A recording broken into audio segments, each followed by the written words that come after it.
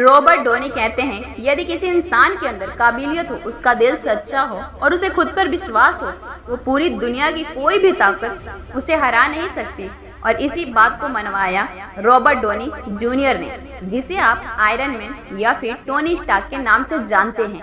आज वो बहुत ज़्यादा ही सफल है, लेकिन उनकी सफलता के पीछे इतनी सारी विफलताएं हैं, उसके बारे में बहुत कम लोग जानते हैं। वो सिर्फ 6 साल के थे जब उन्होंने पहली बार ड्रग लिया। आखिर क्यों लिया? क्योंकि उनके पिता भी बहुत ज़्यादा ड्रग का सेवन करते थे और वहीं से उनको धीरे धीरे करके आदत लगने लगी।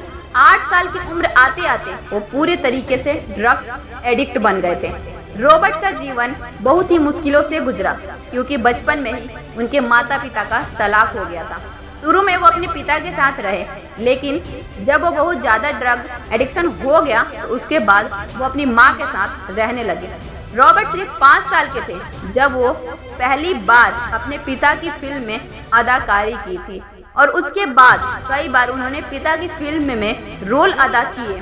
1992 तक उन्होंने बहुत सारी अच्छी अच्छी फिल्मों में काम किया और उसके लिए बहुत कड़ी मेहनत की। 1992 में उन्होंने चैपलिन मूवी की, जिसके अंदर उन्होंने चार्ली चैपलिन का रोल अदा किया, जिसके बाद में उन्हें एक अकादमी पुरस्कार के लिए नॉमिनेट भी किया गया। लेकिन 1993 से लेकर 2001 के बीच में उन्हें कई बार नशीले पदार्थों के चक्कर में गिरफ्तार किया गया। जब वो पहली बार जेल गए तो उन्हें कैदियों के द्वारा इतना ज़्यादा पीटा गया कि वो बेहोश हो गए। जब वो होश में आए और उठे तो वो खून से लथबथ थे और एक टब में सोया हुआ खुद को पाए थे। उन्हें बहुत बार लंबे लंबे समय के लिए नशा मुक्ति केंद्र में रखा गया, लेकिन हर बार वो असफल लौटे।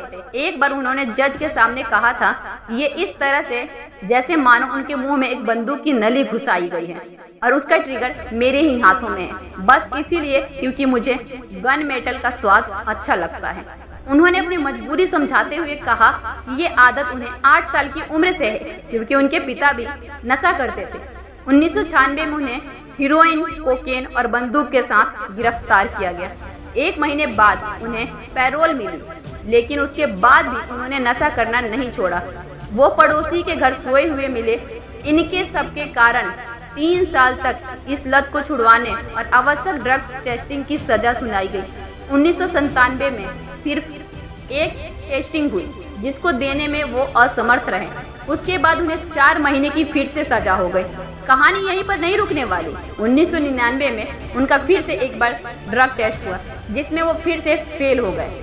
इसके बाद उन्हें 3 साल तक एब्यूज ट्रीटमेंट और फैसिलिटी एंड स्टेट प्रिजन में कैद की सजा सुनाई गई। फिर 1 साल जेल में रहने के बाद $5000 चुकाकर बेल पर रिहा कराया गया, लेकिन इसके बाद भी कई बार गिरफ्तार होते रहे। इसी बीच उनका फिल्म करियर भी चल रहा था। उनकी कई सारी मूवी रिलीज हो गई थी और लोग उन्हें बहुत ज़्यादा पसंद करते थे। उनकी अदाकारी के लिए 1992 में उनकी पहली शादी हुई थी डेबोराह से, लेकिन बार बार इस घटना के चलते वो भी उनसे परेशान हो गई थी। और 2004 में जब वो जेल से बाहर आए, उसके बाद डेबोराह ने उन्हें तलाक के कागज भेज दिए और उनका तलाक हो गया। लेकिन फिर 2005 में उनकी जिंदगी में आई सुजैन, जिनसे वो पहली नज़र में ही प्रेम हो गया था। लेकिन उसके बाद सुजैन ने कहा, यदि तुम मेरे साथ रहना चाहते हो तो एक शर्त होगी। वो शर्त ये होगी, या तो तुम मेरे साथ रह सकते हो या फिर ड्रग्स ले सकते हो। उसके बाद रॉबर्ट ने फिर सुजैन को चुना और उसके बाद मानो उनकी जिंदगी की एक नई शुरुआत हुई।